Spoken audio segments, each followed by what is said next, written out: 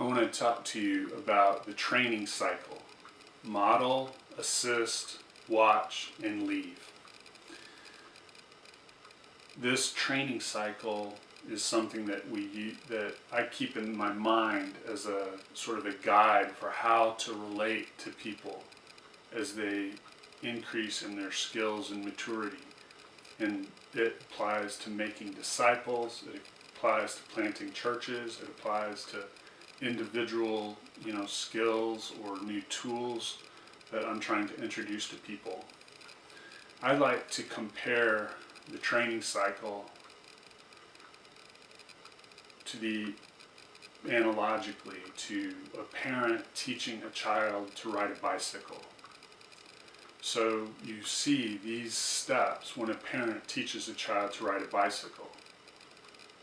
The first step, though we don't think of it often, is for the child to see someone riding a bicycle. They may say, when I get big, I want to ride a two-wheeler, just like Johnny, or whoever the child is they see riding a bicycle. This doesn't take long. All right. The second step. Oh, by the way, everybody that learns to ride a bicycle first sees someone riding a bicycle. The exception being the guy who invented the bicycle. But that's the first step for all of us. The second step is assisting.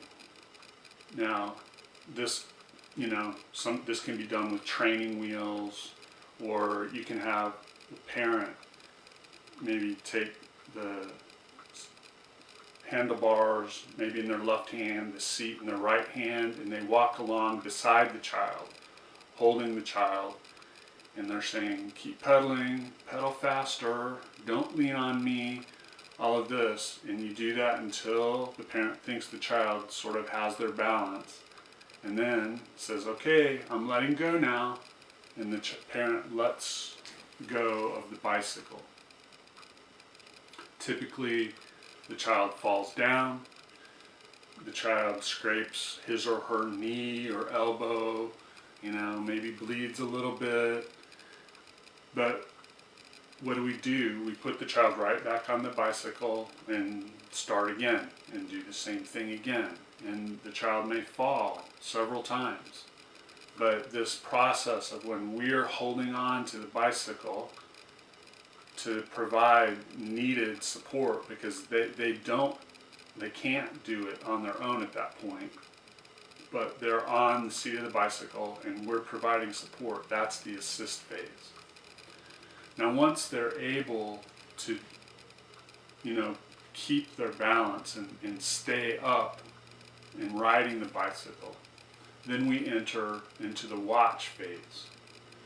Now, if you're a responsible parent, during the watch phase, you're watching for certain skills to be present and, coaching them through the process. So they need to know how to get up and get on the bicycle if they fall off. They need to understand how to steer. They need to be able to handle hills and curves. They need to understand how to stop the bicycle properly, safely.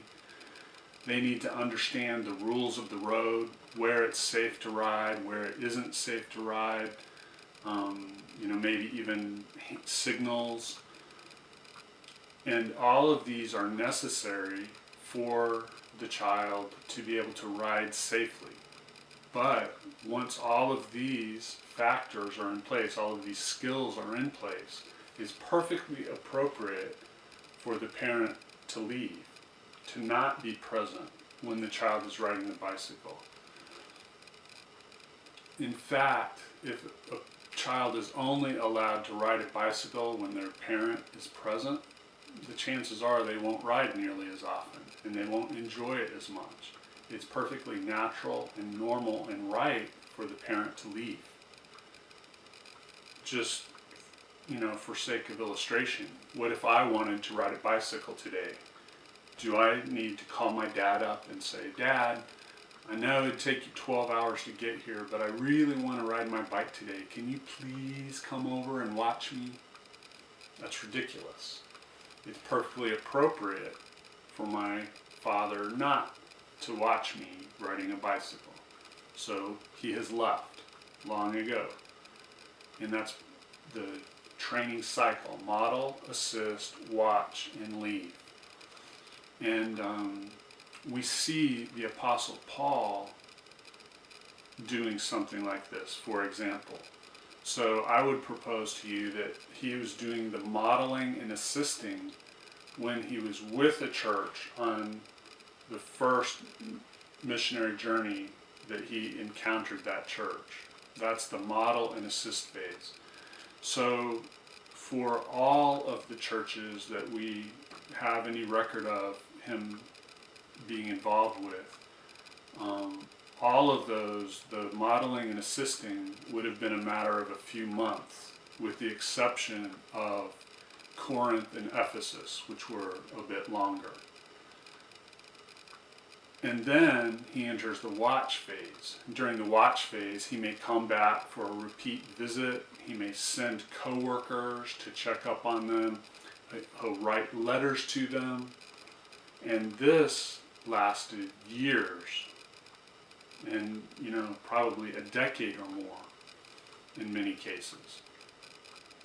But once they have what they need, that he's communicated to them what they need to know, and they've demonstrated basic capability, then he leaves.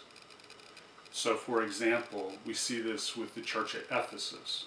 You remember Paul was traveling back to Jerusalem, and he would be passing nearby Ephesus. So he sent word to the church at Ephesus, and their elders from their church at Ephesus came to meet him as he was passing nearby.